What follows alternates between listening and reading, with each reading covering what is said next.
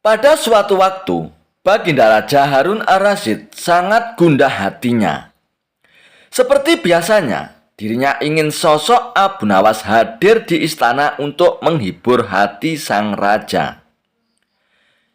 Namun setelah beberapa kali dipanggil, Abu Nawas belum juga menampakkan batang hidungnya. Entah kenapa Abu Nawas enggan untuk menghadap Baginda Raja. Setelah lama berpikir, akhirnya Baginda Raja pun menemukan cara agar Abu Nawas bisa hadir di istana kerajaannya. Raja pun menyuruh 3 orang prajurit untuk pergi ke rumah Abu Nawas agar buang air besar di tempat tidurnya Abu Nawas. Hai pengawal, pergilah ke rumah Abu Nawas dan beraklah di tempat tidur Abu Nawas kalian. Dan kalau kalian berhasil, maka masing-masing akan aku beri uang 1000 dirham. Titah Baginda Raja. Daulat Paduka Raja, jawab ketiga pengawal itu secara bersamaan. Sementara itu, duduk di sebelahnya ada Ki Patih yang mendengar obrolan rajanya dengan ketiga pengawal itu. Karena berhubung tugas yang diberikan kepada 3 anak buahnya yang agak aneh, Ki Patih pun memberanikan diri untuk bertanya kepada sang raja. Maaf Paduka Raja, bukankah tugas yang diberikan itu tampak aneh dan sangat menghina? Tanya Patih kepada Baginda Raja. Patih, memang benar. Tapi itulah siasatku agar Abu Nawas segera hadir ke istana, jawab Baginda Raja. Apakah gerangan rencana Baginda? Tanya Patih lagi. Nanti kamu akan segera mengetahuinya. Dan sekarang kamu ikutilah ketiga anak buahmu itu, dan intailah mereka, dan sampaikan juga kepada Abu Nawas. Bila dia berhasil menggagalkan tugas pengawalku itu, maka Abu Nawas akan aku beri uang 3000 dirham. Dan sekaligus, ia boleh memukul utusanku itu, titah Baginda Raja.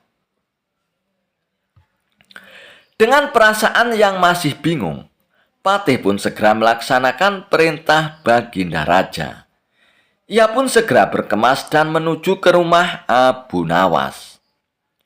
Tidak beberapa lama kemudian, utusan Baginda Raja Harun ar-Rasyid sudah tiba di depan pintu rumah Abu Nawas.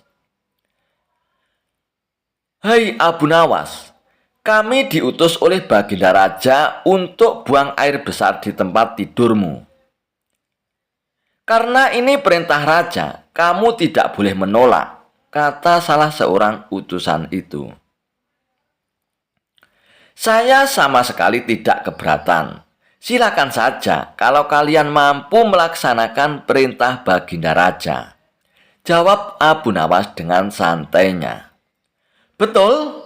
Tanya utusan raja. Iya, silakan saja, sahut Abu Nawas. Betul begitu Abu Nawas? Tanya utusan raja. Iya, silakan saja, sahut Abu Nawas. Abu Nawas pun mengawasi orang-orang itu beranjak ke tempat tidurnya dengan geram. Berak di tempat tidurku betul-betul kelewatan, gumam Abu Nawas dalam hatinya. Abu Nawas pun akhirnya memutar otaknya. Bagaimana caranya agar para utusan itu mengurungkan niatnya? Setelah berpikir beberapa saat, Abu Nawas pun akhirnya menemukan cara untuk menggagalkan tugas para utusan tersebut. Pada saat para utusan itu hendak bersiap-siap buang air besar, mendadak Abu Nawas berkata dari balik jendela kamar. Hai para utusan raja, ada yang lupa saya sampaikan kepada kalian, kata Abu Nawas. Apa itu Abu Nawas? Tanya salah satu utusan raja. Saya ingatkan, supaya kalian jangan melebihi perintah Baginda Raja. Jika kalian melanggar, Saya akan pukul kalian dengan sebuah pentungan besar dan setelah itu saya akan laporkan kalian kepada Baginda Raja bahwa kalian melanggar perintahnya. Jawab Abu Nawas dengan serius. Dengan cekatan, Abu Nawas pun segera mengambil sebatang kayu besar yang ada di dapur rumahnya. Bahkan, kini Abu Nawas sudah mengambil pentungan kayu besar tersebut. "Hai, apa maksudmu tadi, Abu Nawas?" tanya salah satu utusan. "Aku katakan, ingat, perintah raja hanya buang air besar saja kan? Dan tidak boleh lebih dari itu," jawab Abu Nawas. "Iya, memang benar," jawab utusan itu. "Aku ulangi lagi ya, hanya buang air besar saja, tidak boleh lebih. Ingat, tidak boleh kencing, tidak boleh buka celana, tidak boleh cebok, hanya buang air besar saja ya," tegas Abu Nawas dengan seriusnya. "Hai Abu Nawas, mana mungkin itu tidak mungkin kan? Kami juga harus buka celana dulu dan kencing nantinya," jawab salah satu utusan. "Aku akan pukul kalian sekeras-kerasnya jika kalian melanggar perintah Baginda Raja," sahut Abu Nawas. Para utusan itu pun akhirnya saling pandang. Mereka kebingungan dengan ucapan Abu Nawas itu. Tiba-tiba ada suara seseorang yang memanggil Abu Nawas. "Hai Abu Nawas!" Karena ada suara yang sudah tidak asing lagi didengar oleh Abu Nawas serta para utusan. Akhirnya mereka pun segera berkumpul untuk menemui asal suara itu. Oh, ternyata suara itu adalah suara Kipatih Ja'far yang merupakan orang kepercayaan Baginda Raja Harun ar-Rasyid. "Aku sudah mendengar perdebatan kalian. Baginda Raja memang memerintahkan para utusan itu untuk buang air besar di tempat tidurmu, Abu Nawas. Jika 3 orang ini sanggup, mereka masing-masing akan mendapatkan 1.000 dirham. Namun, jika mereka gagal, maka mereka boleh engkau pukul sesuka hatimu, Abu Nawas," kata Kipatih Ja'far. "Oh, begitu ya Kipatih. Lalu hadiah dari Baginda untukku berapa, tuanku?" tanya Abu Nawas. "Sekarang juga engkau boleh menghadap Baginda Raja untuk menerima 3.000 dirham," jawab Kipatih. Hahaha. Abu Nawas pun tertawa bahagia dan merasa kaget. Segera saja Abu Nawas pun mengambil pentungan. Lalu 3 orang utusan yang mau berak di tempat tidur Abu Nawas itu pun akhirnya dipentungi pantatnya. Buk, buk, buk. "Ampun Abu Nawas. Apa kalian mau buang air besar di tempat tidurku? Hah, tidak boleh ya." Dipukul lagi. Buk, buk, buk. "Tidak, ampun Abu Nawas." Dan akhirnya ketiga utusan Baginda Raja itu pun lari terbirit-birit. Kipatih dan Abu Nawas pun tertawa terpingkal-pingkal dibuatnya. Sesaat setelah itu Kipatih pun berkata kepada Abu Nawas, "Abu Nawas, Baginda sangat yakin engkau dapat mengatasi masalah ini. Baginda memang menginginkan kehadiranmu di istana untuk menghibur hatinya yang saat ini sedang gundah gulana." Abu Nawas pun menyetujui permintaan Patih Ja'far. Dan akhirnya mereka pun bergegas menuju istana untuk menemui Baginda Raja. Dijebak raja, Abu Nawas harus bertelur. Baginda Raja masih penasaran ingin mengalahkan argumen Abu Nawas. Maka dirancang siasat Abu Nawas harus bertelur. Siasat ini diatur sedemikian rupa agar Abu Nawas harus bertelur seperti ayam.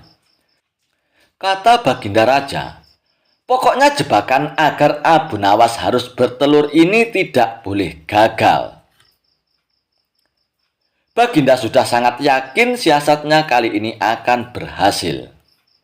Abu Nawas yang selalu memiliki argumen saat dikerjai memang membuat geram raja. Raja ingin sekali sosok Abu Nawas ini bisa dipermalukan.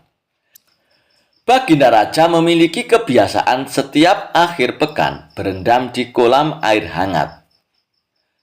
Para menterinya selalu menemani di kolam rendam sambil berdiskusi ringan. Ide menjebak Abu Nawas harus bertelur juga saat Baginda Raja berendam di air hangat ini. Kata Baginda Raja, akhir pekan nanti kita akan mengundang Abu Nawas turut berendam bersama. Nanti kalian semua datang lebih awal. Siapkan telur ayam di dalam kolam, kata Baginda Raja. Nanti saya akan perintahkan semua yang bersama kita di kolam rendam harus bisa bertelur. Bagi yang tidak bisa akan dihukum. Begitu Baginda Raja mengatur siasatnya. Para menteri pun tertawa mendengar siasat Baginda Raja. Mereka semua sudah membayangkan bagaimana Abu Nawas harus bertelur dan gagal.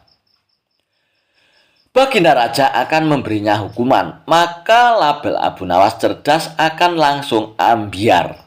Begitu pikiran para menteri dan Baginda Raja. Tibalah akhir pekan yang direncanakan. Abu Nawas tanpa curiga datang memenuhi undangan Baginda Raja. Seperti yang sudah direncanakan, para menteri dan Baginda Raja sudah datang lebih dulu mempersiapkan telur dan menaruhnya di dalam kolam rendam air hangat. Setelah semua berkumpul, Baginda Raja memberikan pengumuman.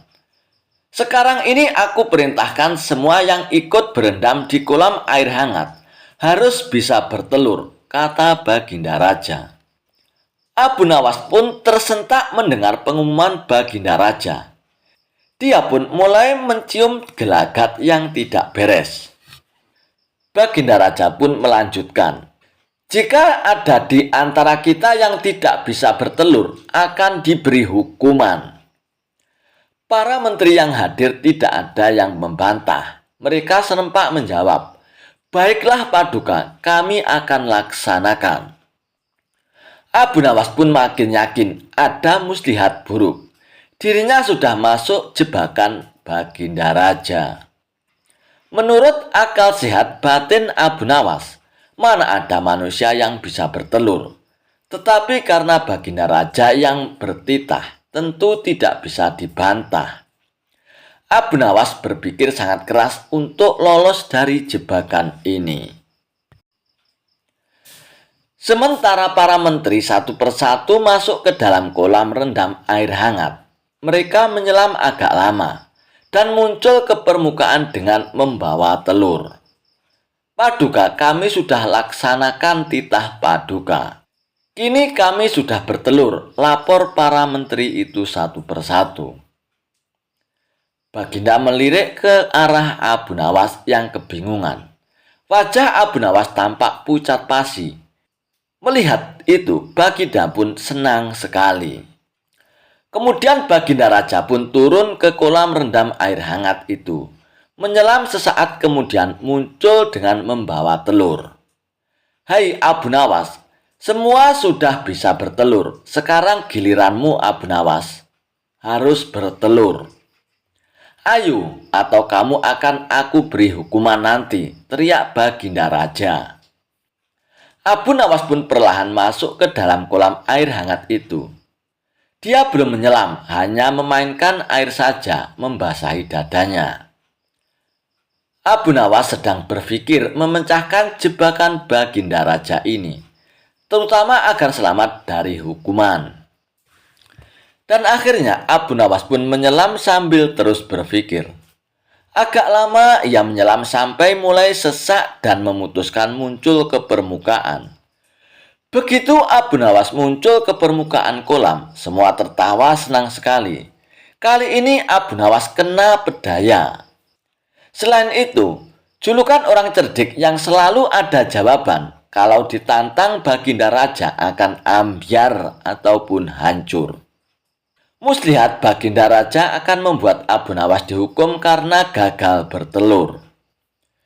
Baginda juga terlihat paling senang. Idenya berhasil membuat Abu Nawas tidak berdaya. "Abu Nawas, mana telurmu?" teriak Baginda Raja tidak sabar. Abu Nawas tiba-tiba berlaku aneh. Tangannya dikepak-kepakkan seperti ayam. Lalu dia berkokok meniru ayam jantan. "Kukuruyuk, kukuruyuk, kukuruyuk." Baginda Raja pun tersentak heran melihat kelakuan aneh Abu Nawas. "Maaf Paduka, saya tidak bisa bertelur," jawab Abu Nawas sambil kembali berkokok. "Kukuruyuk." "Kenapa? Berarti kamu akan dihukum," tegas Baginda Raja. "Saya merasakan diri saya ini ayam jantan Paduka. Jadi tidak mungkin bertelur. Hanya ayam betina saja yang bisa bertelur Baginda," ujar Abu Nawas sambil mengepak-ngepakkan kedua tangannya dan berkokok lagi. "Kukuruyuk, kukuruyuk, kukuruyuk." Baginda Raja pun dan para menteri seperti ditampar keras oleh jawaban Abu Nawas. Baginda Raja pun bergegas mengambil pakaian dan beranjak tanpa berkata-kata lagi. Jebakan untuk Abu Nawas yang harus bertelur tak disangkanya gagal total. Malah dirinya dipermalukan, disamakan dengan ayam betina. Para menterinya juga mengikuti pergi meninggalkan Abu Nawas yang masih berkokok berkukuruyuk meledek mereka.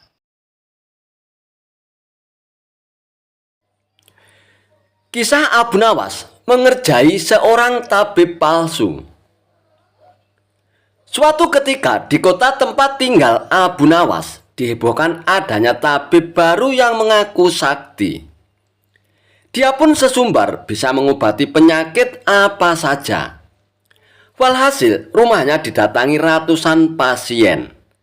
Padahal tabib tersebut hanyalah seorang penipu. Ia menggunakan keahlian sulapnya untuk menipu warga. Hal inilah yang membuat warga makin percaya pada kesaktian palsu sang tabib tersebut. Ada juga pasien yang tidak kunjung sembuh. Namun karena rayuan manis sang tabib palsu tersebut, ia selalu menuruti perkataannya agar kembali berobat. Sampai pada suatu ketika, Abu Nawas pun jatuh sakit yang tidak kunjung sembuh. Dan atas saran sang istri, Abu Nawas pun disuruh berobat ke tabib tersebut. Kala itu, Abu Nawas belum tahu kalau tabib tersebut adalah seorang penipu. Ia pun menuruti saja saran sang istri. Namun sudah 3 kali berobat, sakit Abu Nawas pun tidak kunjung sembuh. Padahal sekali berobat bayarannya adalah 100 dinar.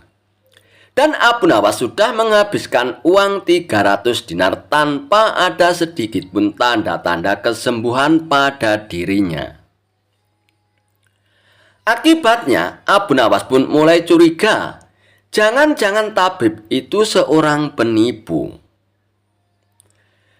Seiring berjalannya waktu, Abu Nawas pun sudah sehat seperti sedia kala. Lalu terbesit dalam benak Abu Nawas untuk mengerjai tabib palsu tersebut. "Aku harus mendapatkan 300 dinarku dulu. Tapi bagaimana caranya ya?" tanya Abu Nawas dalam hatinya. Setelah lama berpikir, akhirnya Abu Nawas pun menemukan ide cemerlang.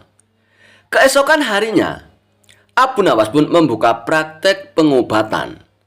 Dan di depan rumahnya, dipasang papan bertuliskan sembuh bayar 100 dinar. Kalau tidak sembuh, uang kembali 1000 dinar. Para pasien rencananya berobat ke tabib palsu, mendadak memilih datang ke rumah Abu Nawas. Dan akhirnya rumah Abu Nawas pun penuh sesak oleh para pasien. Entah karena kebetulan atau bagaimana, hampir semua pasien yang diobati oleh Abu Nawas berhasil disembuhkan. Sementara rumah sang tabib palsu tersebut terlihat sangat sepi. Tidak ada seorang pasien pun yang datang ke sana. "Hari ini kenapa sepi sekali ya?" tanya sang tabib dalam hatinya. Tidak selang beberapa lama, datanglah asisten tabib palsu tersebut dan mengabarkan berita tentang klinik Abu Nawas. "Tuan, Abu Nawas sekarang buka praktek pengobatan, Tuan," kata asisten melaporkannya. "Apa? Abu Nawas buka praktek pengobatan?" tanya sang tabib kepada asistennya. "Benar, Tuan. Rumah Abu Nawas ramai sekali pasien datang. Itulah kenapa hari ini rumah Tuan sepi pasien." "Oh begitu ya. Pantas aku hari ini sepi pasien. Tapi apa memang benar begitu?" tanya sang tabib dengan penasaran. "Saya lihat sendiri, Tuan. Tapi anehnya, pasien yang berobat ke Abu Nawas hampir semua sembuh dari penyakitnya, Tuan," jawab sang asisten. Mendengar penuturan asistennya, muncul sifat asli tabib palsu tersebut. Ia pun berencana menipu Abu Nawas. "Beberapa hari ke depan untuk sementara kita tutup dulu, asisten. Biarlah Abu Nawas yang membuka praktek pengobatannya," ucap sang tabib kepada asistennya. "Memangnya kenapa, Tuan?" tanya asisten dengan penasaran. "Aku punya rencana untuk menipu Abu Nawas. Aku pasti akan mendapatkan 1.000 dinar dari Abu Nawas nantinya," jawab tabib palsu tersebut. "Tapi bagaimana caranya, Tuan?" tanya sang asisten bertambah penasaran. "Begini, asisten. Aku akan berobat ke tempat Abu Nawas. Aku akan berpura-pura sakit pada indera perasa lidahku. Kalau ditanya sembuh atau tidak, tentu saja aku akan mengatakan tidak. Karena yang tahu sembuh atau tidak kan hanya aku," ucap tabib palsu tersebut. "Dengan begitu, aku akan bisa dapat dengan mudah mendapatkan 1.000 dinar dari Abu Nawas," kata sang tabib menjelaskan. Singkat cerita, datanglah tabib palsu itu ke rumah Abu Nawas. "Hai Abu Nawas, aku ingin berobat kepadamu, Abu Nawas," kata sang tabib. "Bukankah engkau seorang tabib? Kenapa malah berobat kemari?" tanya Abu Nawas. "Ya, memang benar. Tapi di tempatku tidak ada obatnya, Abu Nawas. Makanya aku datang ke sini," jawab sang tabib. "Memangnya kamu sakit apa, tabib?" tanya Abu Nawas lagi. "Begini, Abu Nawas.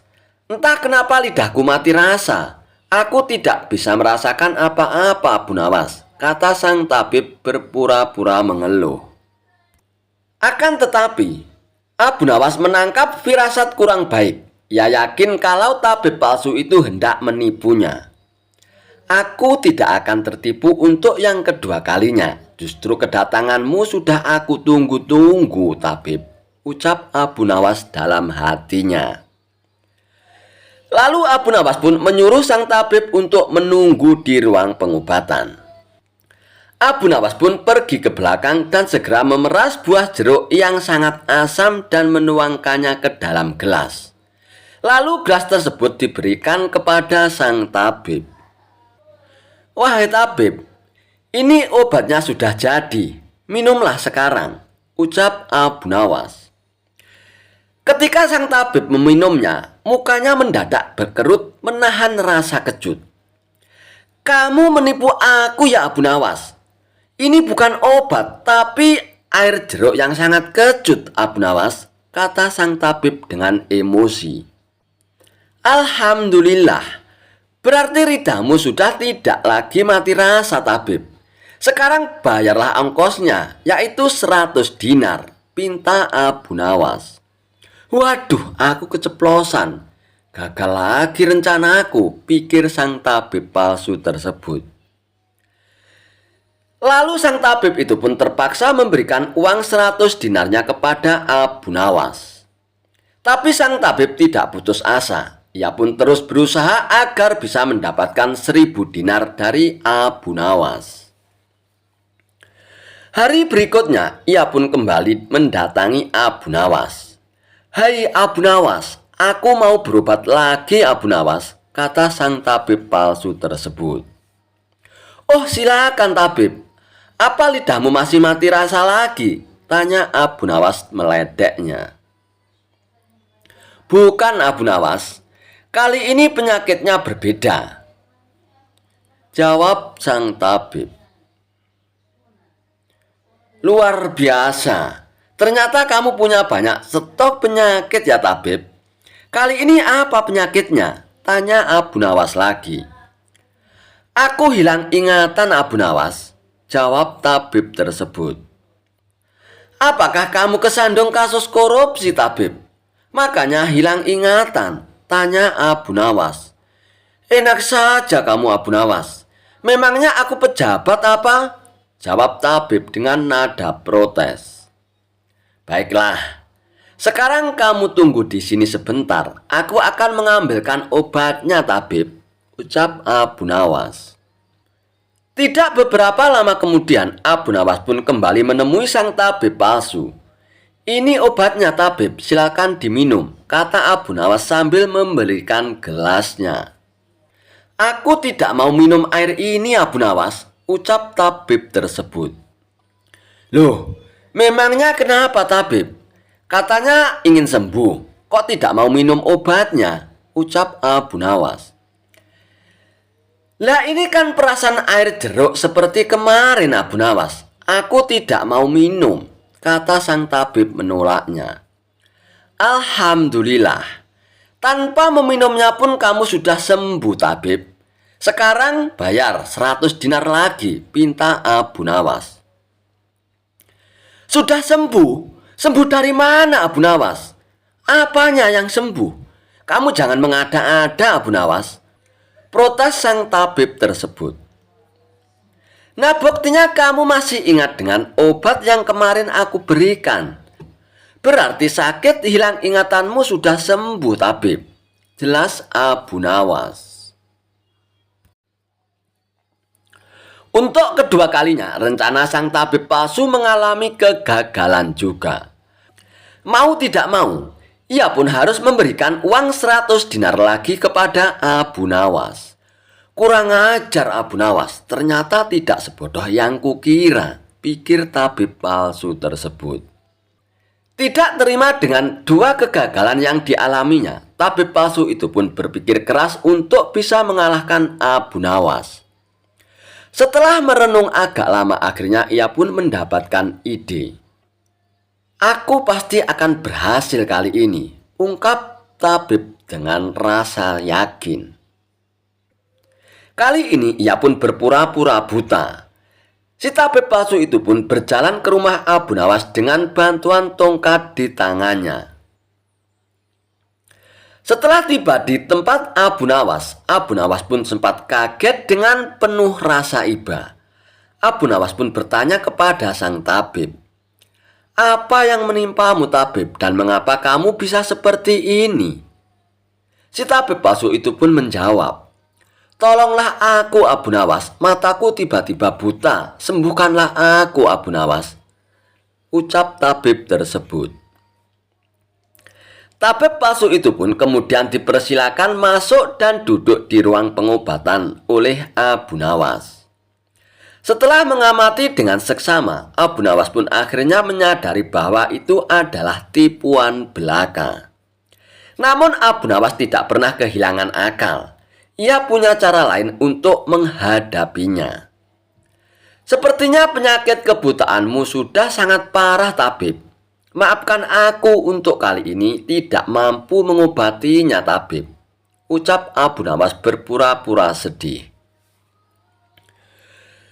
Mendengar jawaban tersebut, sang tabib langsung kegirangan.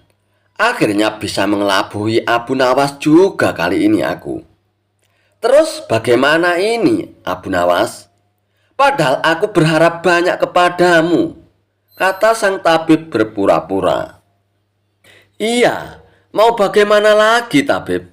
Aku tidak mungkin bisa menyembuhkanmu, jawab Abu Nawas. Oh, kalau begitu aku akan dapat 1.000 dinar darimu dong, Abu Nawas, tanya tabib palsu dengan penuh harap.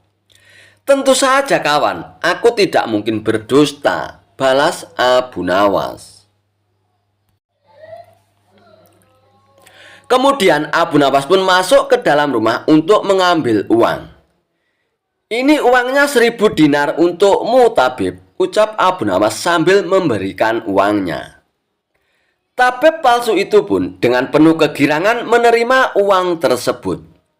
Tapi setelah uangnya dihitung, ia langsung murka. Hai Abu Nawas, kenapa hanya 10 dinar yang kau berikan? Tegas tabib palsu dengan emosi. Hai tabib, dari mana kamu tahu kalau jumlahnya hanya 10 dinar? Tanya Abu Nawas balik. Uangnya memang ada 10, tapi pecahannya 1 dinar saja ini. Bukan 100 dinar, Abu Nawas. Memangnya aku buta apa? Balas tabib tambah emosi. Alhamdulillah, sekarang kamu sudah sembuh, tabib, kata Abu Nawas sambil mengambil kembali uangnya. Maksudmu ini apa, Abu Nawas? Kenapa uangnya diambil lagi? Tanya tabib dengan kebingungan. Loh, kamu kan sudah sembuh. Sekarang sini bayar 100 dinar, pinta Abu Nawas. Sembuh apanya? Kamu jangan mengada-ada lagi, Abu Nawas, protes tabib tersebut. Bukankah kamu kesini katanya mengalami kebutaan? Tapi kamu bisa membedakan mana pecahan 1 dinar dan pecahan 100 dinar.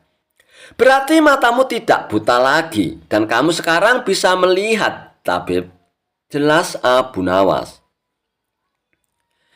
Tabib palsu itu pun tidak bisa berkata apa-apa lagi. Ia pun terpaksa memberikan uang 100 dinar lagi kepada Abu Nawas. Dan ia pun akhirnya pergi dengan perasaan kecewa. Aku kapok berurusan dengan Abu Nawas, ucap si tabib palsu tersebut sambil. Kehebatan Abu Nawas menangkap matahari hingga mendapatkan hadiah emas batangan dari Baginda Raja. Dikisahkan, saat itu cuaca sangat panas karena teriknya matahari.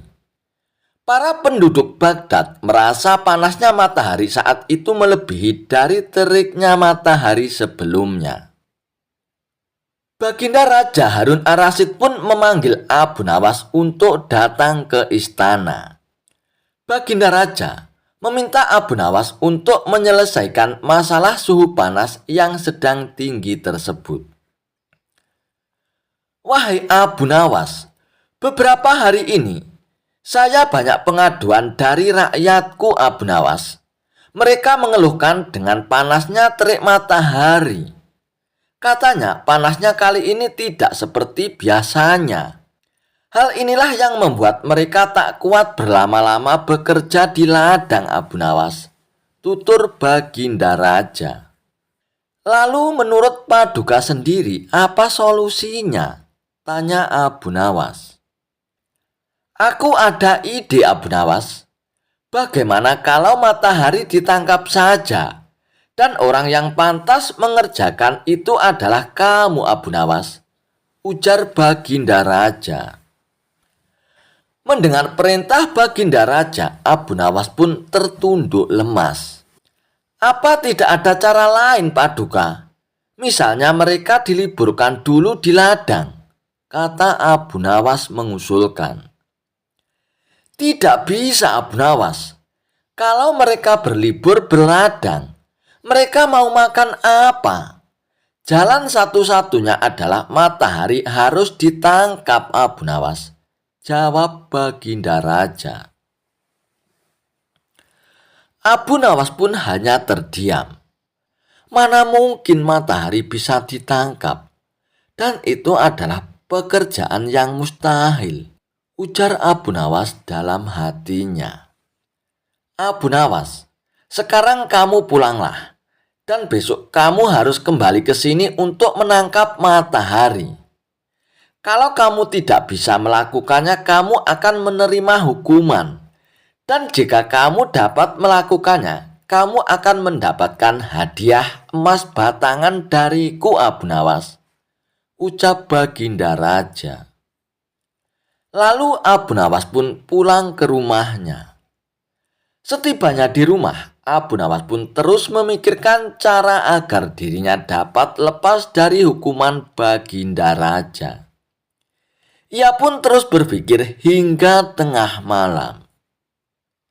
Lebih baik aku sholat isya dulu.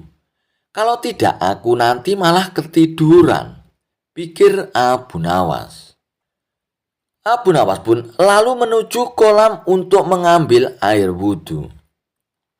Saat ia hendak mengambil air wudhu, bayangan dirinya ada di dalam air tersebut. Dan dari situlah akhirnya Abu Nawas pun mendapatkan ide yang cemerlang untuk menjalankan perintah Baginda Raja.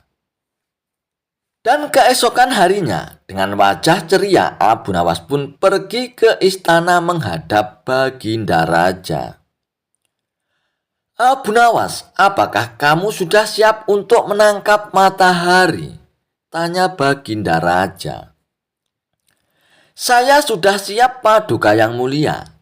Tapi saya minta disediakan peralatan untuk menangkapnya, jawab Abu Nawas. Apa yang kau butuhkan, Abu Nawas? Katakan saja, nanti prajurit akan menyiapkannya, jawab Baginda Raja. Saya minta ember yang berisi air dan juga kantong besar yang tidak bocor, Paduka, pinta Abu Nawas. Setelah peralatan dipersiapkan, Abu Nawas pun mengajak salah satu menteri ke tengah lapangan. Wahai menteri, kamu lihatkan matahari itu, kata Abu Nawas sambil menunjuk bayangan matahari yang berada di dalam ember yang berisi air tersebut. Sekarang aku akan memasukkan ke dalam kantong ini, ucap Abu Nawas sambil memasukkan air yang berada di dalam ember tersebut. Kemudian menteri itu pun menghadap Baginda Raja untuk melaporkan kebenaran pekerjaan yang sudah dilakukan oleh Abu Nawas.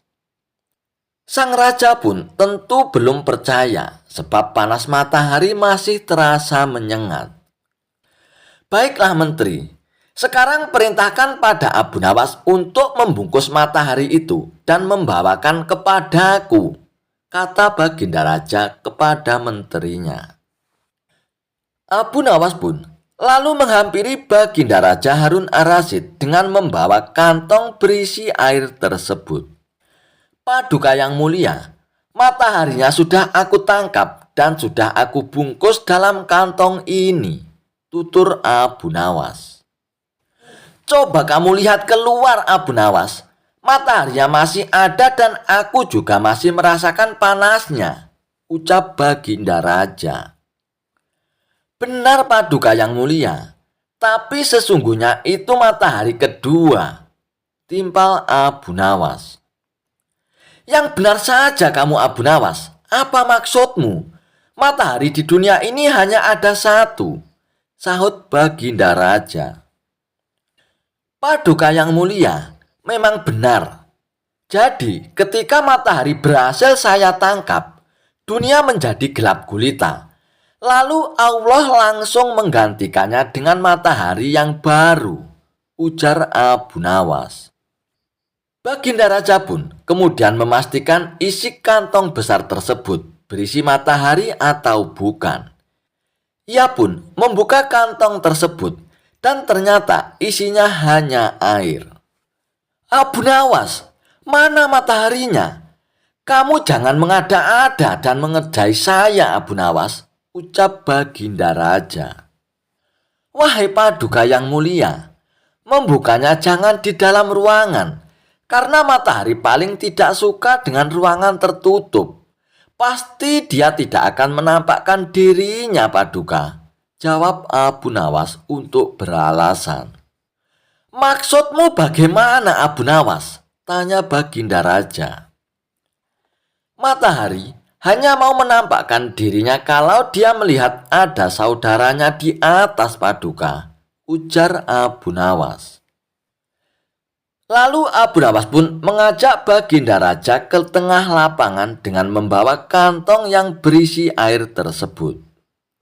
"Nah, saya buka kantongnya, Baginda. Tuh kan, ada mataharinya," tutur Abu Nawas sambil menunjukkannya kepada Baginda Raja. Melihat hal itu, Baginda Raja pun hanya bisa geleng-geleng kepala dan mengakui kecerdikan Abu Nawas. Dan akhirnya, ia pun memberikan hadiah emas batangan kepada Abu Nawas. Pada suatu sore, ketika Abu Nawas ke warung teh, kawan-kawannya sudah lebih dahulu berada di sana. Ternyata mereka sengaja menunggu Abu Nawas. "Nah, ini dia Abu Nawas datang," kata salah seorang dari mereka. "Ada apa?" kata Abu Nawas sambil memesan secangkir teh hangat. "Kami tahu engkau selalu bisa melepaskan diri dari perangkap-perangkap Raja Harun al-Rasyid. Tetapi kami yakin kali ini engkau pasti dihukum Baginda Raja bila engkau melakukannya." Kawan-kawan Abu Nawas membuka percakapan. "Apa yang harus kutakutkan? Tak ada sesuatu apapun yang perlu ditakuti kecuali Allah Subhanahu wa Ta'ala," kata Abu Nawas menentang. "Selama ini belum pernah ada seorang di negeri ini yang berani memantati Baginda Raja Harun al-Rasyid. Bukankah begitu, hai Abu Nawas?" tanya kawan Abu Nawas. "Tentu saja tidak ada yang berani melakukan hal itu, karena itu adalah pelecehan yang amat berat. Siapa saja yang melakukannya pasti akan dipancung," kata Abu Nawas memberitahu kepada mereka. "Itulah yang ingin kami ketahui darimu. Beranikah engkau melakukannya?" tanya temannya yang lain. "Sudah kukatakan bahwa aku hanya takut kepada Allah Subhanahu wa Ta'ala saja. Sekarang apa taruhannya bila aku bersedia melakukannya?" Abu Nawas balik bertanya. "100 keping uang emas. Selain itu Baginda harus tertawa pada saat engkau pantati," tanya mereka. Bukan Abu Nawas namanya jika tidak bisa menyelesaikan sesuatu masalah. Ia menyanggupi tawaran yang amat berbahaya itu dan kembali pulang ke rumahnya. Kawan-kawan Abu Nawas merasa tidak yakin Abu Nawas sanggup untuk memantati Baginda dan membuat Baginda Raja tertawa. Karena tantangan ini sangat berat, maka kali ini Abu Nawas pun harus berhadapan dengan Al-Gujub pemenggal kepala. Minggu depannya, Baginda Raja Harun al-Rasyid akan mengadakan jamuan kenegaraan. Para menteri, pegawai istana, dan orang-orang dekat Baginda diundang, termasuk juga Abu Nawas. Abu Nawas merasa hari-hari berlalu dengan cepat, karena ia harus menciptakan jalan keluar yang paling aman bagi keselamatan lehernya dari pedang Al-Gujub. Tetapi bagi kawan-kawan Abu Nawas, hari-hari terasa amat panjang, karena mereka sudah tidak sabar menunggu pertaruhan yang amat mendebarkan itu. Persiapan-persiapan di halaman istana sudah mulai. Baginda Raja menginginkan acara itu akan digelar dengan meriah. Baginda tidak ingin mengecewakan para tamunya, terkhusus untuk raja-raja dari negeri sahabat yang datang. Akhirnya, hari yang dijanjikan pun telah tiba. Semua tamu sudah datang kecuali Abu Nawas. Kawan-kawan Abu Nawas yang menyaksikan dari jauh merasa kecewa karena Abu Nawas tidak hadir. Namun ternyata mereka keliru. Abu Nawas bukan tidak datang, tetapi terlambat sehingga Abu Nawas duduk di tempat yang paling belakang. Ceramah-ceramah yang mengesankan mulai disampaikan oleh para ahli pidato. Kemudian giliran Baginda Raja Harun al-Rasyid menyampaikan pidatonya.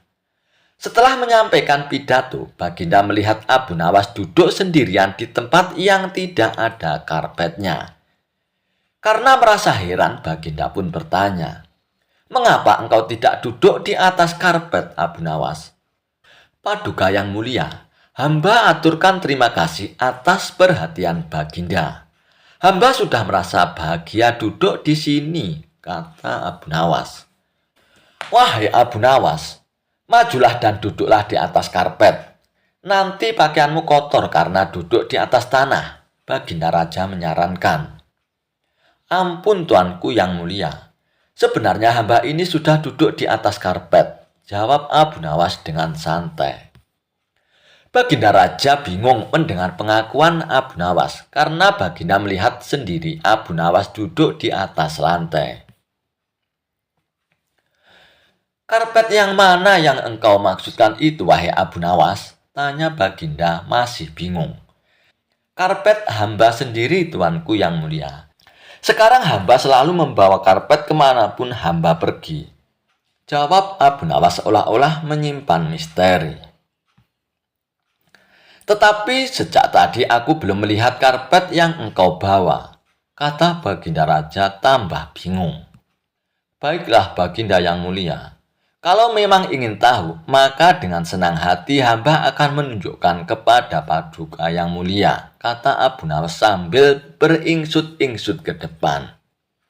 Setelah cukup dekat dengan Baginda, Abu Nawas berdiri kemudian menunjukkan potongan karpet yang ditempelkan di bagian pantatnya.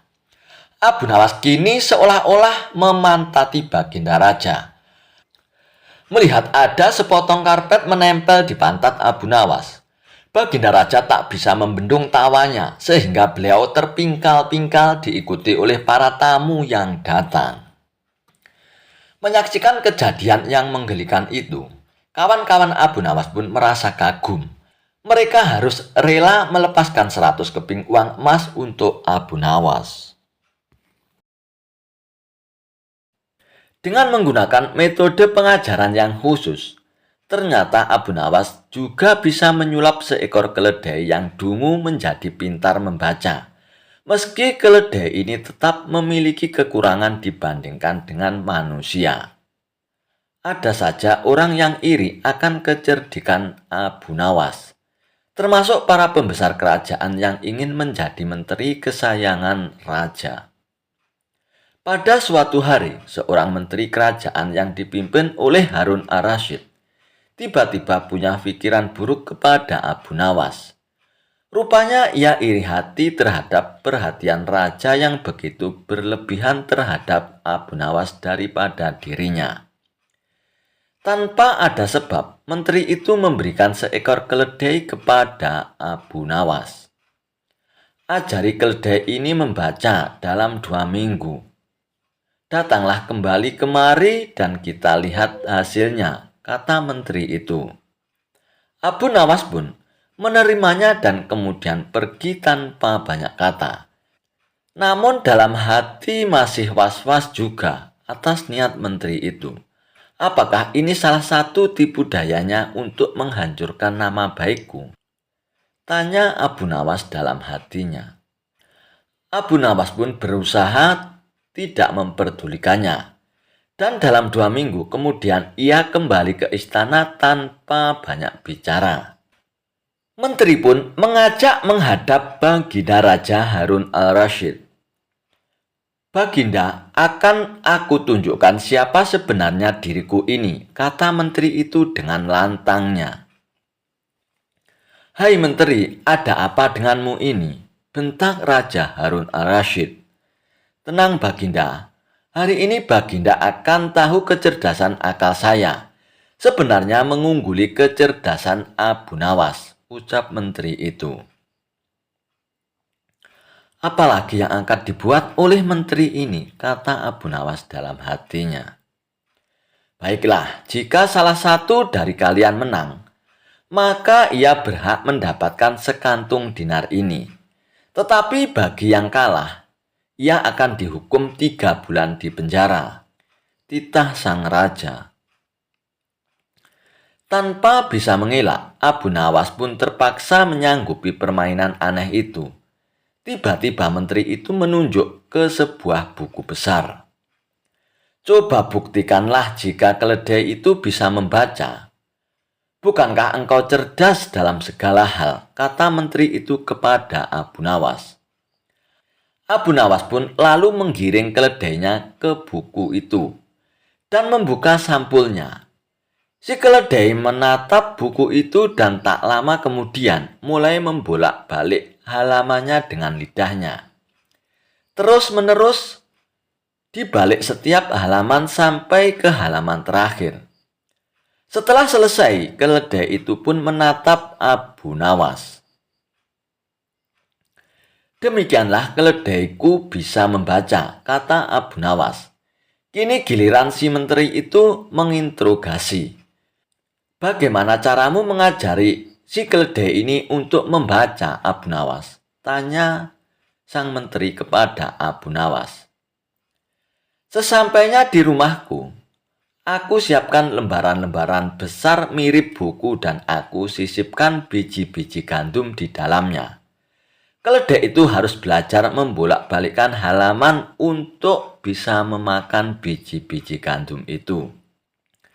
Sampai ia terlatih betul untuk membolak-balikkan halaman buku dengan benar, jelas Abu Nawas. Tapi bukankah ia tidak mengerti apa yang dia baca?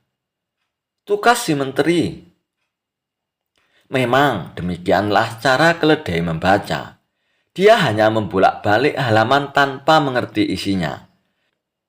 Kalau kita membuka-buka buku tanpa mengerti isinya, kita disebut setolol keledai bukan? Jawab Abu Nawas. Jawab Abu Nawas ini mendapatkan anggukan dari Baginda Raja. Baginda Raja mengerti sepintar-pintarnya hewan tidak akan sanggup menjadi sempurna seperti manusia. Hanya manusia bodoh saja yang tidak mampu menggunakan akalnya untuk berpikir. Akhirnya Abu Nawas mendapatkan hadiah sekantung dinar. Sedangkan menteri itu pun akhirnya masuk penjara. Kisah Abu Nawas menjadikan raja sebagai budak. Kadangkala untuk menunjukkan sesuatu kepada sang raja, Abu Nawas tidak bisa hanya sekedar melaporkan secara lisan. Raja harus mengetahuinya dengan mata kepalanya sendiri. Bahwa masih banyak di antara rakyatnya yang hidup sengsara. Ada saja praktek jual beli budak di kalangan masyarakat kerajaan. Dengan tekad bulat, Abu Nawas merencanakan menjual Baginda Raja. Karena menurut Abu Nawas, hanya Baginda Raja yang paling patut untuk dijual. Bukankah selama ini Baginda Raja selalu mempermainkan dirinya dan menyengsarakan pikirannya? Maka sudah sepantasnya lah kalau sekarang giliran Abu Nawas menghadap dan berkata kepada Baginda Raja Harun al-Rasyid. Maka Abu Nawas pun menghadap Baginda Raja Harun al-Rasyid dan berkata, ada sesuatu yang amat menarik yang akan hamba sampaikan hanya kepada Paduka yang mulia, kata Abu Nawas. Apa itu wahai Abu Nawas? Tanya Baginda langsung tertarik. Sesuatu yang hamba yakin belum pernah terlintas dalam benak Paduka, kata Abu Nawas meyakinkan. Kalau begitu cepatlah ajak aku ke sana untuk menyaksikannya, kata Baginda Raja tanpa rasa curiga sedikit pun. Tetapi Baginda, kata Abu Nawas sengaja tidak melanjutkan kalimatnya. Tetapi apa Abu Nawas? Tanya Baginda tidak sabar menunggunya. Bila Baginda tidak menyamar sebagai rakyat biasa, maka pasti nanti orang-orang akan banyak yang ikut menyaksikan benda ajaib itu, kata Abu Nawas. Karena begitu besar keingintahuan Baginda Raja, maka beliau bersedia menyamar sebagai rakyat biasa seperti yang diusulkan oleh Abu Nawas. Kemudian Abu Nawas dan Baginda Raja pun berangkat menuju ke sebuah hutan. Setibanya di hutan, Abu Nawas mengajak Baginda Raja mendekati sebuah pohon yang rindang dan memohon Baginda Raja untuk menunggu di bawah pohon tersebut. Sementara itu, Abu Nawas pergi untuk menemui seorang badui yang pekerjaannya menjual budak. Abu Nawas pun mengajak pedagang budak itu untuk membeli calon budak yang akan dijual kepadanya dari jarak yang agak jauh.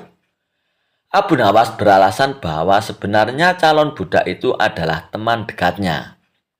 Dan itu Abu Nawas pun tidak tega menjualnya di depan matanya. Setelah pedagang itu memperhatikan dari kejauhan, ia pun merasa cocok. Dan Abu Nawas pun membuat surat kuasa yang menyatakan bahwa pedagang budak sekarang mempunyai hak penuh atas diri orang yang sedang duduk di bawah pohon rindang itu. Abu Nawas lantas pergi begitu saja setelah menerima beberapa keping uang emas dari pedagang budak badui tersebut. Baginda Raja pun masih menunggu Abu Nawas ketika pedagang budak menghampirinya. Ia belum tahu mengapa Abu Nawas belum juga menampakkan batang hidungnya. Baginda merasa heran mengapa ada orang lain di situ. "Siapa engkau?" tanya Baginda Raja kepada pedagang budak tersebut. "Aku adalah tuanmu sekarang," kata pedagang budak itu dengan kasarnya. Tentu saja pedagang budak itu tidak mengenali Baginda Raja Harun ar-Rasyid. Dalam pakaian yang amat sederhana. "Apa maksud perkataanmu tadi?" tanya Baginda Raja dengan wajah merah padam. "Abu Nawas telah menjual engkau kepadaku. Dan inilah surat kuasa yang baru dibuatnya," kata pedagang budak dengan kasar. "Abu Nawas menjual diriku kepadamu?" tanya Baginda makin murka. "Ya," bentak pedagang budak tersebut.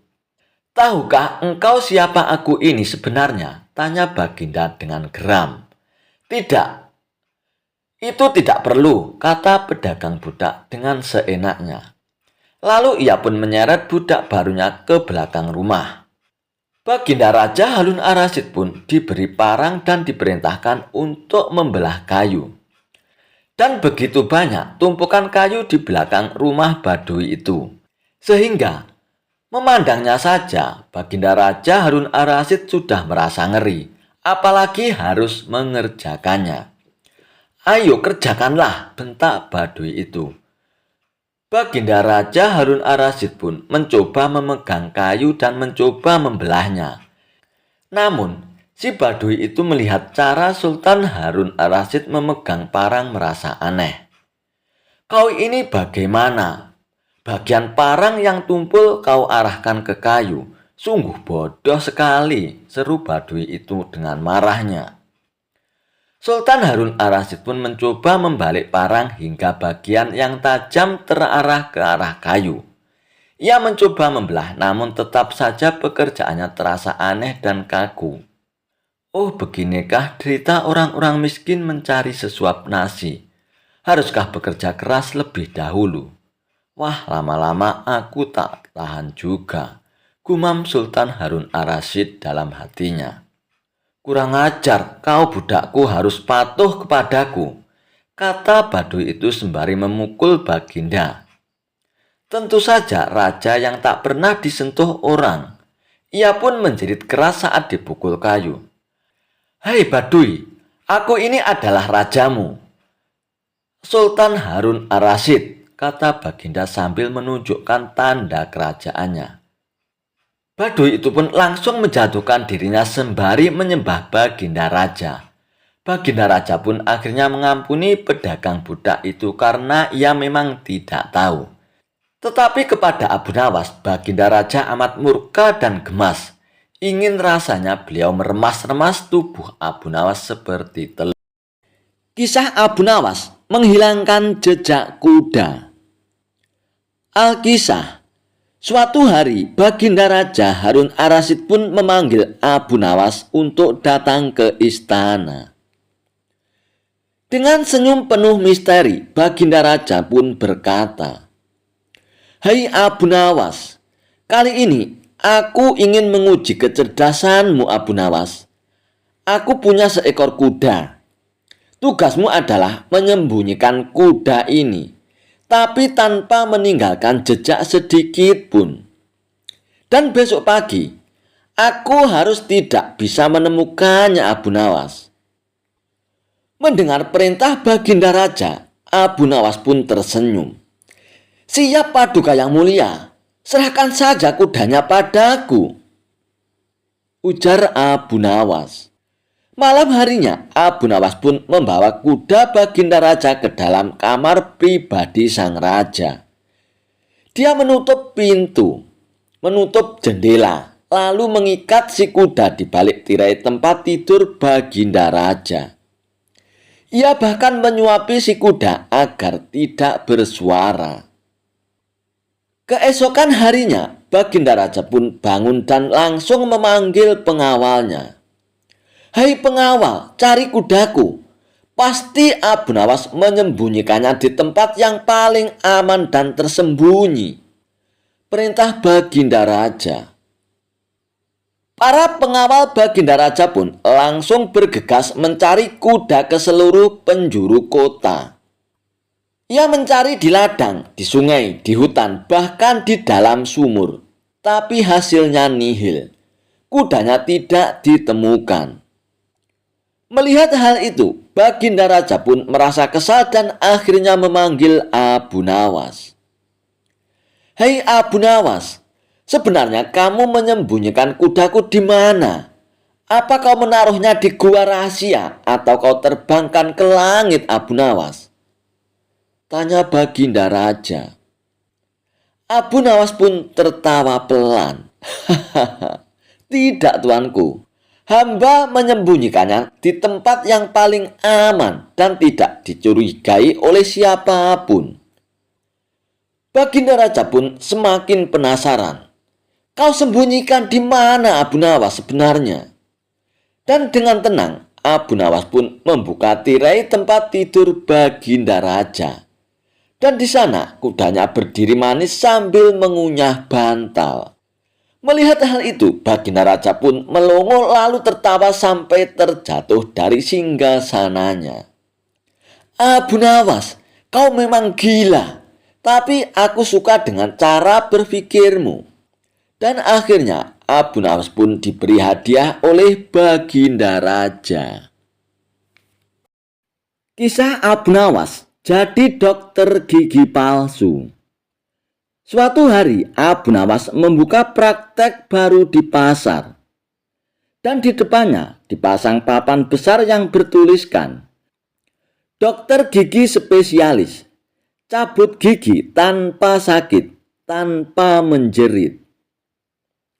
Orang-orang pun penasaran, karena zaman itu cabut gigi sangat ngeri dan rasanya pun sangat sakit sekali. Dan akhirnya orang-orang pun ngantri untuk cabut gigi ke tempat Abu Nawas. Dan datanglah pasien pertama. Pasien ini bernama Pak Tono. Maaf Abu Nawas, gigi saya sakit banget Abu Nawas. Tapi saya takut untuk dicabut. Abu Nawas pun dengan tenang menjawab. Tenang Pak Tono. Saya pakai metode baru, tapi syaratnya Pak Tono harus diikat matanya dan percaya 100% sama saya. Pak Tono pun menuruti Abu Nawas, lalu matanya diikat dengan kain. Abu Nawas pun mengambil sendok kayu, lalu menjepit hidung Pak Tono sekuat tenaga. Pak Tono pun panik dan ketakutan. Gak bisa napas Abu Nawas. Dan seketika itu, mulut Pak Tono pun terbuka lebar. Dan dengan cepat, Abu Nawas pun mencabut gigi Pak Tono pakai tang. Dan seketika, gigi Pak Tono pun terlepas. Pak Tono pun berteriak, "Wow, gila kau Abu Nawas, sakit banget ini." Abu Nawas pun tersenyum lebar. Tapi kamu nggak sempat menjerit kan Pak Tono? Janji saya tetap berlaku. cabut gigi tanpa menjerit. Orang-orang yang antre yang melihat itu pun langsung bubar.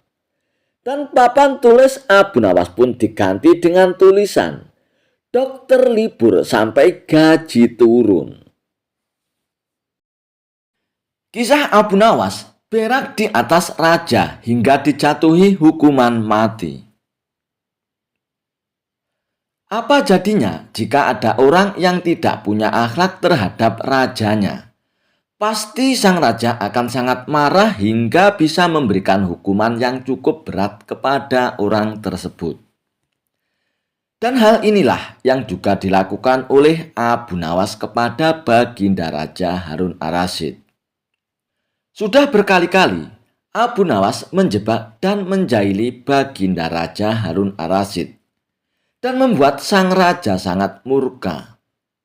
Walaupun sudah sering mendapat hukuman dari sang raja, namun rupanya Abu Nawas tidak ada kapoknya membuat ulah terus.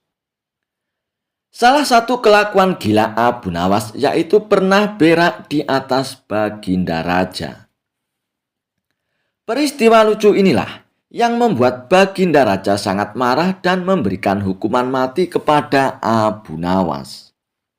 Dikisahkan, pada suatu hari Baginda Raja Harun ar-Rasyid mengadakan suatu perjalanan untuk menjelajahi hutan-hutan.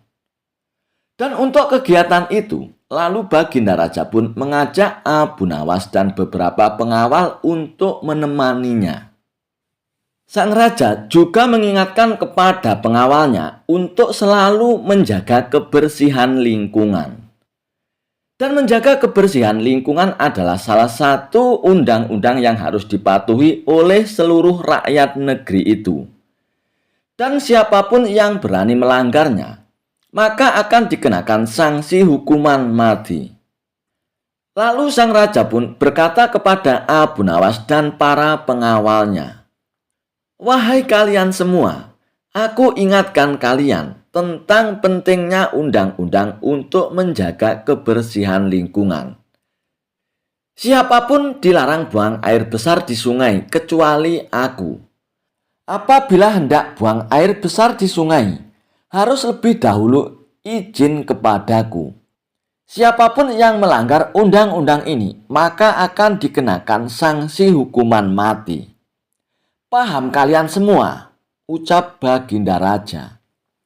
"Siap Paduka yang mulia," sahut para pengawal. Kemudian, sang raja dan rombongan pun melanjutkan perjalanan menjelajahi hutan. Ketika perjalanan berada di tengah hutan, tiba-tiba perut sang raja mules dan kebelet untuk buang air besar. "Aduh, stop dulu pengawal, stop. Berhenti dulu. Kita berhenti di sini dulu pengawal. Perutku sakit, aku mau buang air besar dulu. Aku sudah tidak tahan pengawal," ucap Baginda Raja. Dan akhirnya perjalanan pun dihentikan. Lalu Baginda Raja pun mencari sungai untuk buang hajatnya.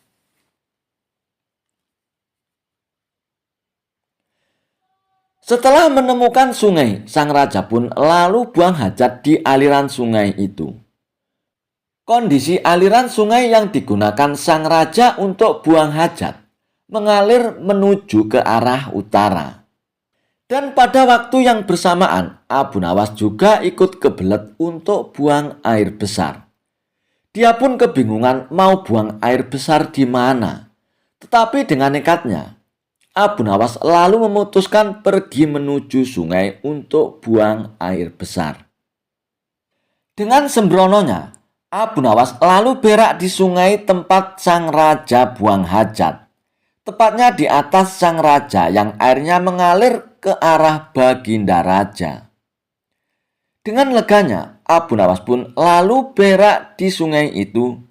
Dan ternyata kotoran Abu Nawas lalu terbawa aliran sungai yang menuju ke arah Baginda Raja. Dan tidak terduga, ternyata kotoran Abu Nawas yang terbawa aliran sungai mendekati Baginda Raja. Dan ketika Baginda Raja melihat ada pisang goreng yang menuju ke arahnya, beliau pun lalu marah dan naik pitam. "Hei, siapa yang buang air besar di atasku dan beraninya buang air besar di sungai ini?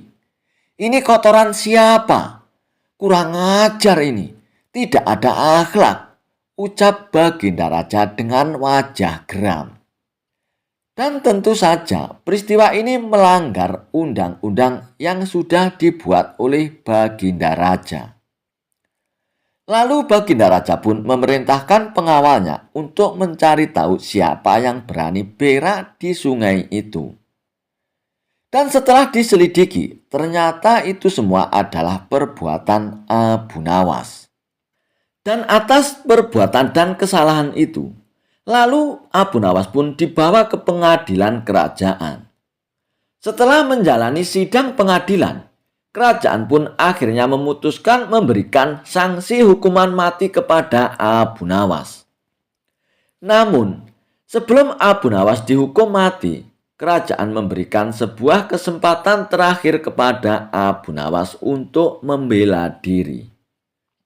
"Wahai Abu Nawas, atas kesalahanmu melanggar undang-undang, kamu dijatuhi hukuman mati. Namun kerajaan memberikan suatu kesempatan kepadamu untuk membela diri Abu Nawas.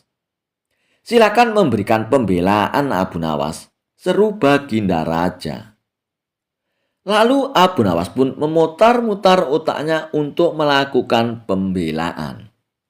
Setelah berpikir sejenak, lalu Abu Nawas pun berkata kepada Baginda Raja, "Wahai Paduka yang mulia, sebenarnya aku ini sangat rela dihukum mati. Tapi perkenankanlah hamba untuk menyampaikan beberapa alasan, hingga hamba berani berak bersama Paduka di sungai.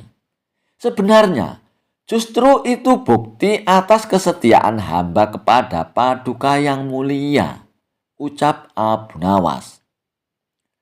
Mendengar perkataan Abu Nawas, membuat Baginda Raja pun terheran-heran dan tidak mengerti maksud Abu Nawas. "Wahai Abu Nawas, apa maksudmu dari perkataan itu?" tanya Baginda Raja. "Wahai Paduka yang mulia, maksud hamba adalah bahwa kotoran Paduka yang mulia harus hamba kawal dengan kotoran hamba kemanapun kotoran Paduka yang mulia pergi. Dan kotoran hamba harus berada di belakang kotoran Paduka yang mulia. Dan ini adalah akhlak dan bukti kesetiaan hamba kepada Paduka yang mulia. Justru yang harus dihukum mati adalah rakyat Baginda Raja yang berani berak di bawah aliran sungai Baginda Raja berak. Karena kotorannya telah lancang berani mendahului kotoran Paduka yang mulia." Mendengar penuturan Abu Nawas, Baginda Raja pun termanggut-manggut kagum atas alasan Abu Nawas yang masuk akal itu. Dan atas alasan itulah akhirnya Abu Nawas pun terbebas dari hukuman mati. Dan tidak hanya itu, Abu Nawas pun malah justru diberikan hadiah oleh Baginda Raja atas jasa dan pengorbanan Abu Nawas kepada Baginda Raja. Suatu hari, Baginda Raja memerintahkan pengawalnya untuk memanggil Abu Nawas datang ke istana. Dan dalam waktu tidak terlalu lama, Abu Nawas pun sudah berada di hadapan Baginda Raja. "Hei, apa kabar Abu Nawas? Sudah lama kau tidak datang kemari. Apakah aku harus menunggumu lebih dulu untuk datang ke istana? Untuk melepas kangenku ini Abu Nawas," sapa Baginda Raja kepada Abu Nawas untuk berbasa basi. "Kalau Baginda Raja memanggil hamba, pasti ada apa-apanya," ucap Abu Nawas menyindir Baginda Raja. "Benar sekali Abu Nawas. Aku dan para menteri yang ada di sini hendak mengajakmu bermain-main sebentar. Dan santai saja Abu Nawas, sekedar untuk menghilangkan rasa stres. Namun demikian, yang namanya permainan tentu saja ada hadiah dan hukumannya. Barang siapa yang dapat melaksanakan perintahku akan mendapatkan hadiah.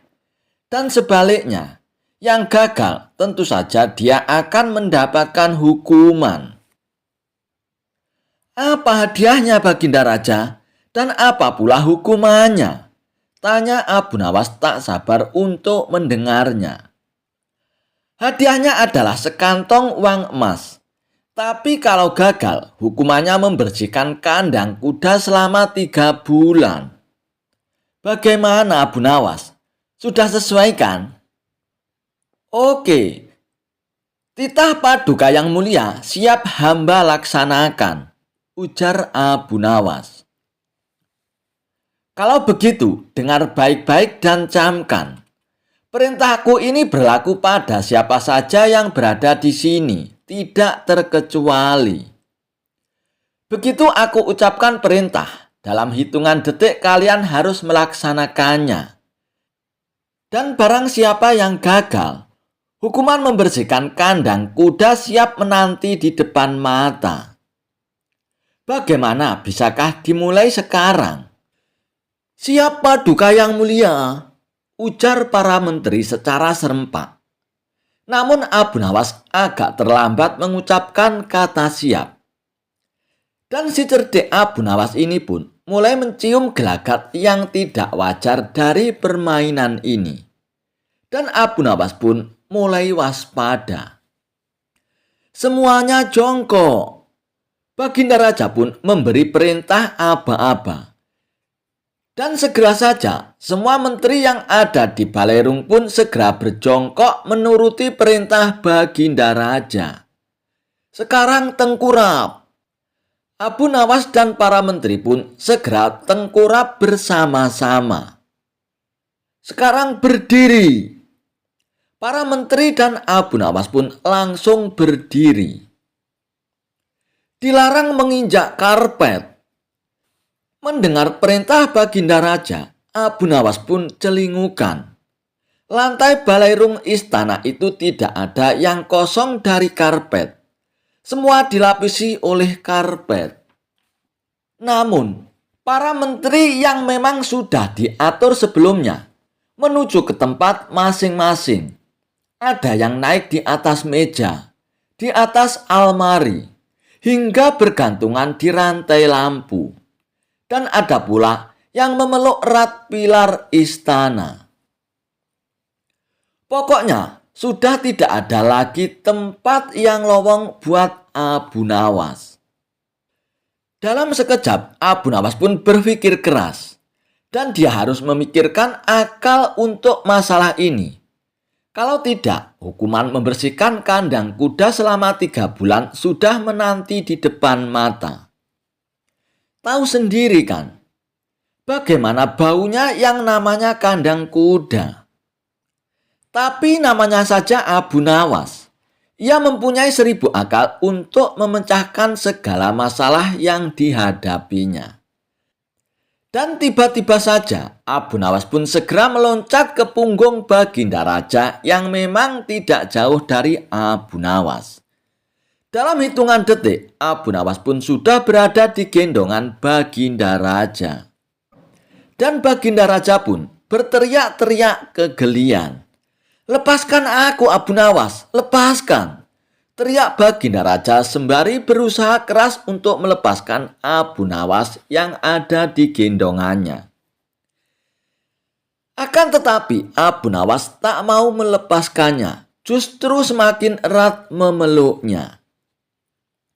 Dan semakin Baginda Raja berusaha untuk melepaskan Abu Nawas, semakin keras pula Abu Nawas memeluk Baginda Raja. "Lepaskan aku Abu Nawas, lepaskan. Aku merasa kalah Abu Nawas," ucap Baginda Raja menyudahi lelucon yang konyol itu. Dan mau tak mau, Baginda Raja pun harus merelakan sekantong uang emasnya jatuh ke pelukan Abu Nawas. Kisah Abu Nawas memeras pemeras. Kisah Abu Nawas kali ini mencoba menyuguhkan tentang cara Abu Nawas untuk memeras seorang pemeras. Alkisah. Pada waktu itu banyak sekali rakyat jelata yang ingin mendapatkan hadiah besar dari Baginda Raja. Karena sudah menjadi aturan kerajaan, bagi siapa saja yang bisa membawakan berita bagus untuk sang raja, maka ia akan mendapatkan hadiah yang sangat besar. Dan tentu saja, haruslah Baginda senang mendengarnya kabar tersebut. Kalau tidak, pancung hukumannya. Oleh karena itu, tidak semua orang berani begitu saja menghadap dan menyampaikan berita hangat kepada Baginda Raja. Ini, si Abu Nawas suka mencari uang untuk dibagikan kepada kaum fakir miskin. Mulai tergerak hatinya karena tetangga sebelah rumahnya banyak yang fakir dan hidup serba kekurangan. Memang, Abu Nawas ini terkenal sebagai manusia dengan segudang ide. Dia bermaksud ke istana untuk menyampaikan sebuah berita yang amat menarik kepada Baginda Raja. Abu Nawas yakin kalau yang akan disampaikannya pasti akan membuat Baginda Raja girang, karena berita ini jarang diketahui orang. Di suatu pagi yang cerah, Abu Nawas pun berangkat sendiri menuju istana. Tetapi semuanya tidak seperti yang dibayangkan semula, karena ia harus berhadapan dengan penjaga pintu gerbang istana. Penjaga itu yakin bahwa Abu Nawas adalah orang yang sangat cerdik, bahkan paling cerdik di negerinya. Oleh karena itu, tidak mungkinlah Abu Nawas gagal untuk menyenangkan hati Baginda, gumam si penjaga gerbang tersebut. Penjaga itu berlagak acuh tak acuh kepada Abu Nawas. "Wahai Abu Nawas, engkau akan aku izinkan masuk ke istana asalkan engkau berjanji terlebih dahulu kepadaku," kata penjaga pintu gerbang itu. "Janji apa, penjaga?" jawab Abu Nawas pura-pura tidak tahu. "Engkau harus berjanji kepadaku bahwa apapun hadiah yang engkau terima dari Baginda Raja harus dibagi sama rata denganku ya Abu Nawas," kata penjaga pintu gerbang istana. "Baiklah," kata Abu Nawas jengkel. Setelah Abu Nawas menjanjikan separuh hadiahnya akan diberikan kepada penjaga itu, barulah penjaga itu mengizinkan Abu Nawas masuk ke dalam istana. Kejengkelan Abu Nawas terhadap penjaga gerbang yang nakal ini barulah menjadi dendam yang berkobar-kobar. Akhirnya, Abu Nawas pun mempunyai ide untuk memberikan pelajaran berharga kepada penjaga pintu gerbang istana itu. Setelah masuk ke dalam istana, Baginda Harun Ar-Rasyid pun merasa sangat senang dengan kabar yang diberikan oleh Abu Nawas. Rasa senang ini sampai ke lubuk hatinya yang paling dalam. Setelah Abu Nawas menyampaikan berita yang amat langka dan jarang diketahui oleh manusia ini, Baginda pun merasa sangat senang dan puas hatinya. Baginda merasa belum pernah mendengarnya, hingga seolah-olah ia pun telah menjadi orang yang paling beruntung di dunia. "Wahai Abu Nawas, kali ini tentukanlah sendiri hadiah yang engkau inginkan," kata Baginda Raja. "Terima kasih Paduka, junjungan hamba. Bila diperkenankan memilih hadiah, maka hamba meminta 100 cambukan saja," jawab Abu Nawas. Mendengar penuturan Abu Nawas, tentu saja Baginda Raja pun bertanya-tanya dalam hatinya dan merasa kaget serta heran. Tetapi Baginda yakin bahwa Abu Nawas pasti mempunyai maksud tertentu di balik semua itu. Baginda pun akhirnya memanggil algojo kerajaan dan berpesan jangan terlalu keras kalau mencambuk Abu Nawas. Algojo pun sudah siap dengan cambuk di tangan, dan Abu Nawas pun dipersilakan untuk maju. Sesuai pesan dari Baginda Raja, Algojo itu mencambuk Abu Nawas dengan pelan. Tepat pada hitungan ke-50, Abu Nawas pun berteriak, "Berhenti!" Baginda pun kaget. Beliau bertanya kepada Abu Nawas, "Hei Abu Nawas, mengapa engkau minta hukuman cambuk dihentikan? Bukankah engkau sendiri yang memintanya?" Tanya Baginda Raja belum mengerti. "Paduka yang mulia, sebenarnya sebelum masuk tadi, penjaga pintu gerbang istana telah melarang hamba untuk masuk, kecuali hamba mau berjanji membagi sama rata hadiah apapun yang Paduka berikan kepada hamba. Kini hamba mohon sisa hukuman itu dibebankan kepada penjaga pintu gerbang itu, wahai Paduka," kata Abu Nawas menjelaskan. Bukan kepalang murka Baginda. Tanpa banyak bicara, pengawal itu pun dipanggil untuk masuk ke dalam istana. Dan Baginda pun berpesan kepada Algojo untuk melanjutkan hukuman cambuk kepada pengawal yang zalim itu dengan sabetan yang sekeras-kerasnya. Algojo dengan sukacita menerima titah Baginda Raja.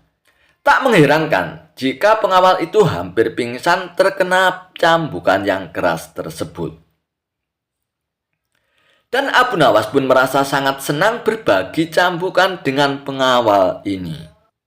Namun demikian, Abu Nawas pun belum juga puas karena harusnya dia mendapat hadiah dari Baginda Raja. Hari berikutnya, Abu Nawas pun menemui pengawal itu dan berkata, "Tahukah engkau apa yang bisa aku lakukan terhadap dirimu kapanpun aku mau?" ancam Abu Nawas. "Tidak," jawab pengawal itu ketakutan. "Karena engkaulah aku tidak membawa hadiah apa-apa kecuali cambukan. Kalau engkau tidak mau mengganti hadiah yang mestinya aku terima, maka aku akan mengadukan kepada Baginda Raja," kata Abu Nawas yang mengetahui kalau pengawal ini suka memeras orang-orang yang hendak masuk istana. Karena ketakutan, maka pengawal itu pun bersedia menjual ladang hasil kecurangannya di masa lalu. Dan selanjutnya, ia pun memohon kepada Abu Nawas agar tidak mencelakakan dirinya lagi. Dan Abu Nawas pun akhirnya menyetujuinya. Akhirnya, dengan dari hasil penjualan ladang milik penjaga pintu gerbang istana itu, uangnya pun dibagikan kepada orang-orang yang membutuhkan, terutama tetangganya yang miskin dan serba kekurangan. Abu Nawas dianggap menjadi nabi palsu. Dikisahkan, Baginda Raja telah mengangkat penasihat istana yang baru. Namun dengan keberadaan penasihat ini membuat Abu Nawas sulit sekali untuk menemui Baginda Raja. Penasihat istana yang baru itu memang tidak suka dengan Abu Nawas, sehingga segala cara ia lakukan agar Abu Nawas menjauh dari Baginda Raja. Abu Nawas pun menangkap gelagat yang tidak beres dengan perilaku penasihat istana yang baru tersebut. Hingga pada suatu hari, Abu Nawas kedatangan seorang tamu yang sedang ditimpa masalah. Tanah dan rumahnya telah dirampas oleh penasihat yang baru tersebut. Dan kini ia hendak meminta keadilan agar tanah dan rumahnya bisa kembali lagi. "Kenapa dia melakukan itu padamu, Tuan?" tanya Abu Nawas. "Penasihat itu adalah tetanggaku, Abu Nawas. Rumahku berdampingan dengan rumahnya.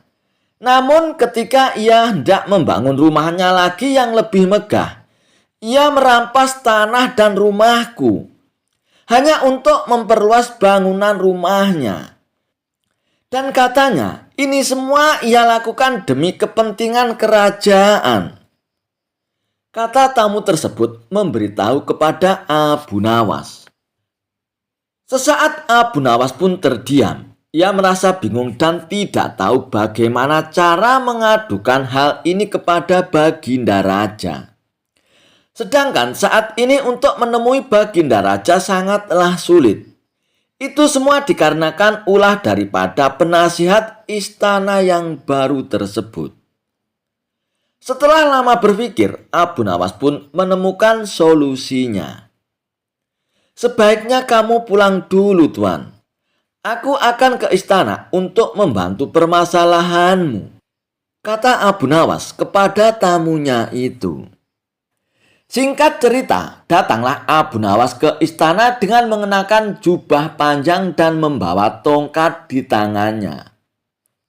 Melihat kehadiran Abu Nawas di depan pintu gerbang istana, sang penasihat itu pun segera mencegah Abu Nawas agar tidak masuk ke istana.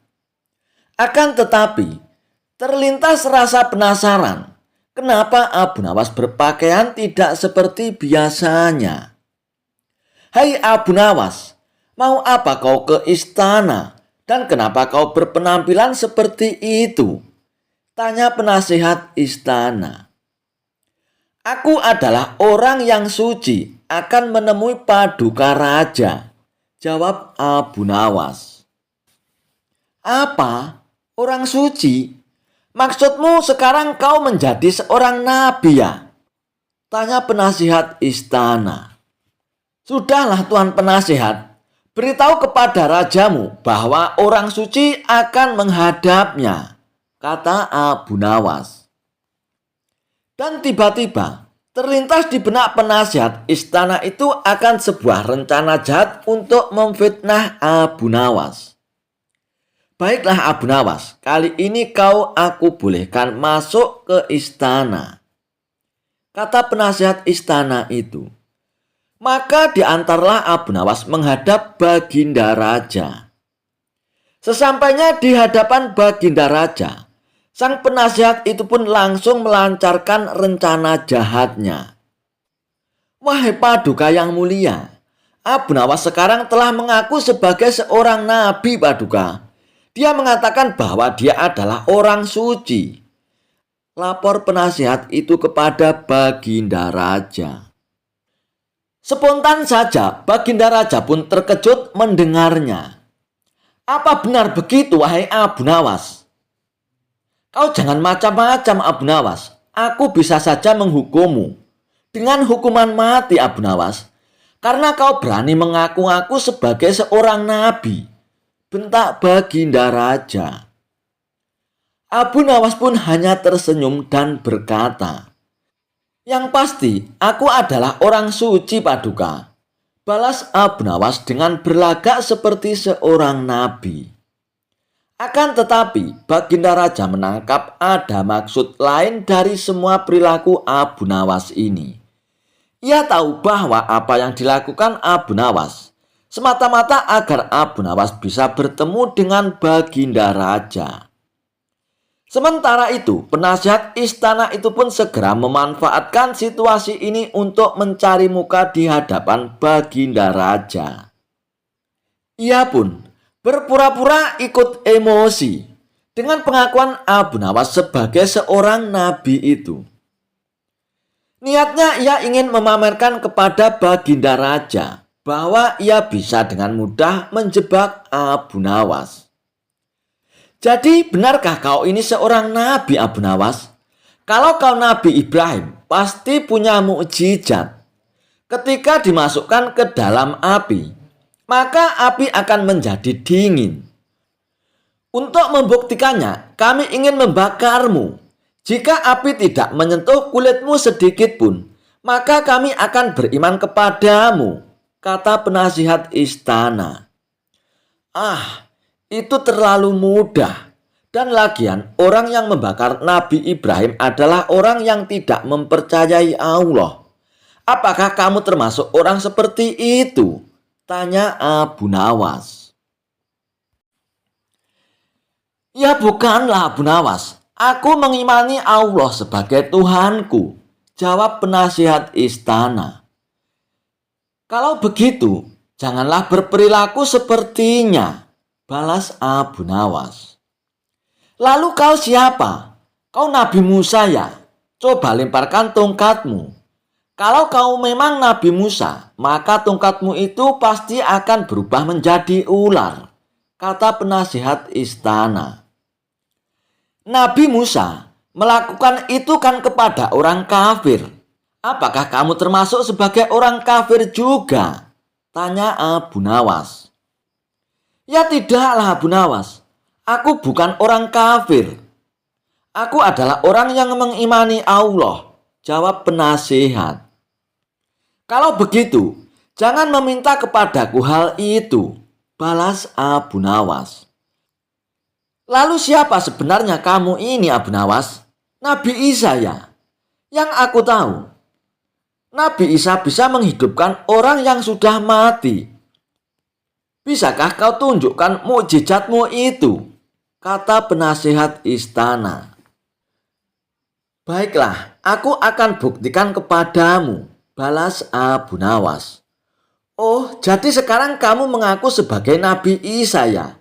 Ayo buktikan kepada kami mukjizatmu itu Abu Nawas, perintah penasihat istana. Oh, tentu saja, aku akan buktikan. Pertama-tama, aku akan membunuhmu dengan tongkatku ini. Kalau kau sudah mati, nanti dalam sekejap aku akan menghidupkanmu kembali, ucap Abu Nawas. Mendengar itu, penasihat istana itu pun merasa takut. Dan ia pun lari menjauh dari Abu Nawas. Abu Nawas pun segera berlari mengejar penasihat itu untuk dipukul dengan tongkatnya. Melihat itu, Baginda Raja pun berusaha mencegah Abu Nawas. Hai Abu Nawas, berhenti. Berhenti dulu Abu Nawas. Sebenarnya apa maksud dari perbuatanmu ini Abu Nawas? Kenapa pula kau mengaku-ngaku sebagai seorang nabi? Tanya Baginda Raja. Siapa bilang aku mengaku seorang nabi Paduka? Itu kan hanya anggapan penasihat istana saja. Aku mengaku sebagai orang suci Paduka. Suci dari hadas besar dan hadas kecil. Karena sebelum kemari tadi, aku berwudu terlebih dahulu Paduka. Jelas Abu Nawas. Lalu apa maksudmu melakukan hal ini Abu Nawas? Tanya Baginda Raja. Bukankah beberapa minggu ini Paduka merasakan bahwa hamba tidak pernah lagi ke istana? Itu semua dikarenakan ulah penasihat istana Paduka yang selalu mencegah hamba untuk menemui Paduka yang mulia. Dan dia juga telah berlaku zalim kepada tetangganya Paduka. Dia telah merampas rumah dan tanah tetangganya demi untuk membangun rumahnya agar lebih luas dan megah, tutur Abu Nawas.